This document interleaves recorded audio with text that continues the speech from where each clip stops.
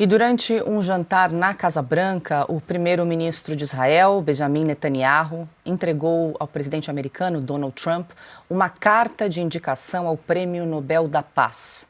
Netanyahu destacou o papel do presidente na construção dos acordos de Abraão e na promoção da paz no Oriente Médio.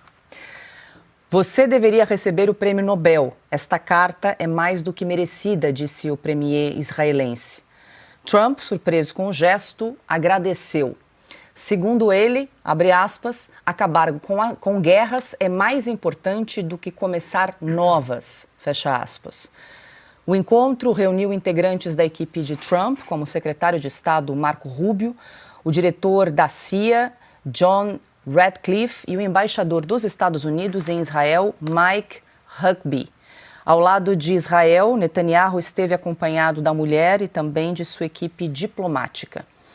No mês de junho, o próprio Paquistão também havia indicado Trump para o Prêmio Nobel em reconhecimento à sua atuação para reduzir tensões entre a Índia e o Paquistão. Caute, vale lembrar que mais cedo o presidente Trump disse que voltaria a se reunir com Benjamin Netanyahu agora à tarde para discutir um possível cessar-fogo em Gaza. A gente acompanhou ali algumas imagens desse encontro entre Donald Trump e Netanyahu, que sugeriu aí mais uma vez a indicação de Trump ao Prêmio Nobel da Paz. Bom, antes de comentar essa indicação, que é a segunda em poucos meses, eu queria dizer que, na verdade, se tudo der certo nos próximos meses, quem deveria ganhar o Prêmio Nobel da Paz é o próprio Netanyahu, porque acabou com o Hezbollah, está acabando com o Hamas, acabou com o regime na Síria, acabou com o programa nuclear do Irã, basicamente eliminou do Oriente Médio um monte de escória que havia por lá e, de fato, acabou com o risco de guerras entre os próprios países, sem citar Israel, mas entre a Arábia Saudita e Irã. Dessa forma, há menos tensões. Então, assim, quem deveria ganhar o Prêmio Nobel da Paz, no caso, isso nunca vai acontecer, mas deveria ser o Netanyahu. Mas, dito isso, o próprio Trump, ele conseguiu, com os acordos de Abrão,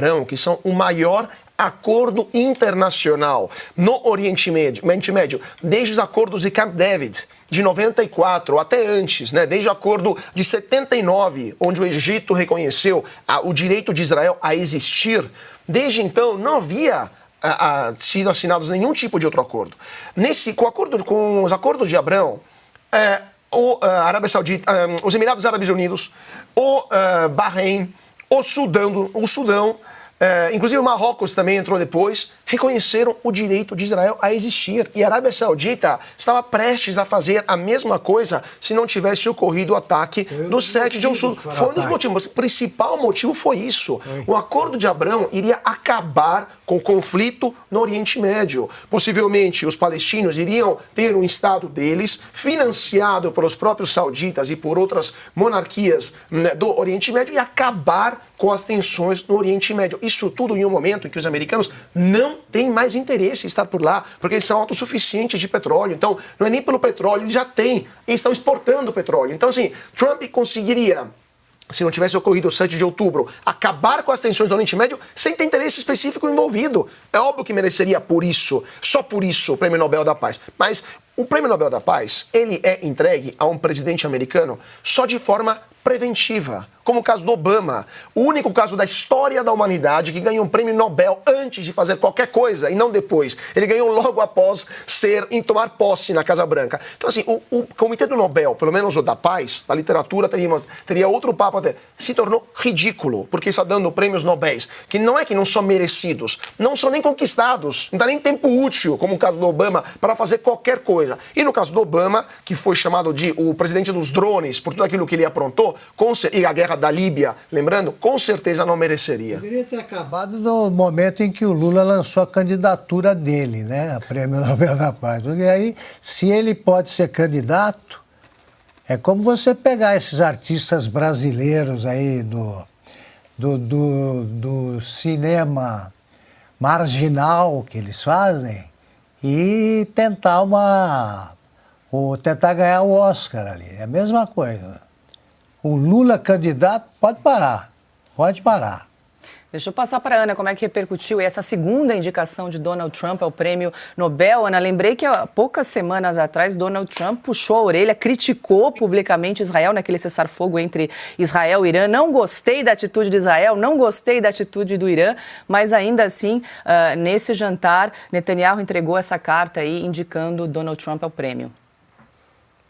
Essa semana também os ataques da Rússia, né, de Vladimir Putin à cidade de Kiev, Donald Trump também não poupou críticas e disse: não gostei nada, nós vamos ter que ver muitas coisas com Vladimir Putin.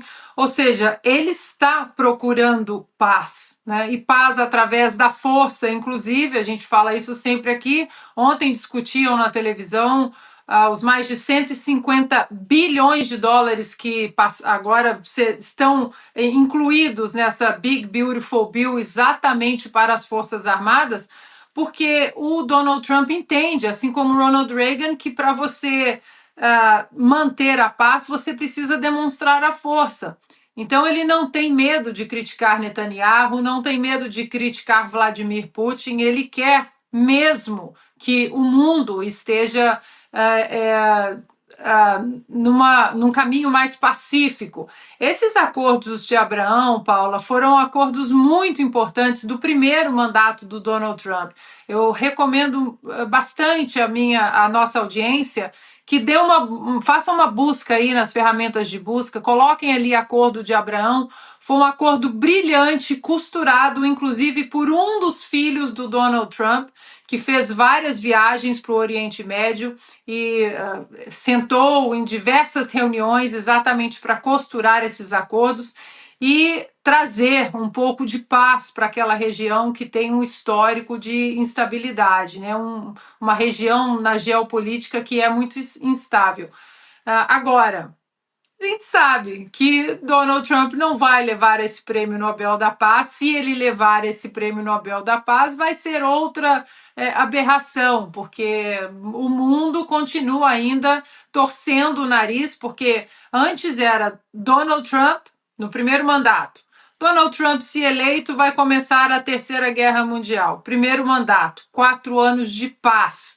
Os grupos terroristas quietos, sem dinheiro, receitas do Irã todas congeladas aqui nos Estados Unidos, o Irã sem dinheiro para financiar o terrorismo, tudo estava numa certa paz. A Rússia, Vladimir Putin quieto também, Donald Trump saiu, nós vimos o que nós vimos nos 4 anos de Joe Biden.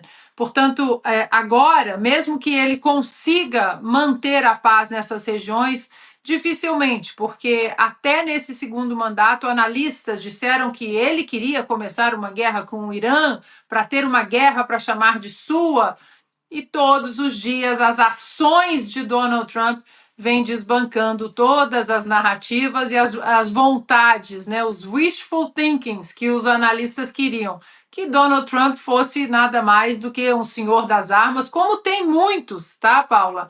No próprio Partido Republicano que torcem o nariz para Donald Trump exatamente por isso, porque ele não faz lobby para esses senhores da indústria das armas.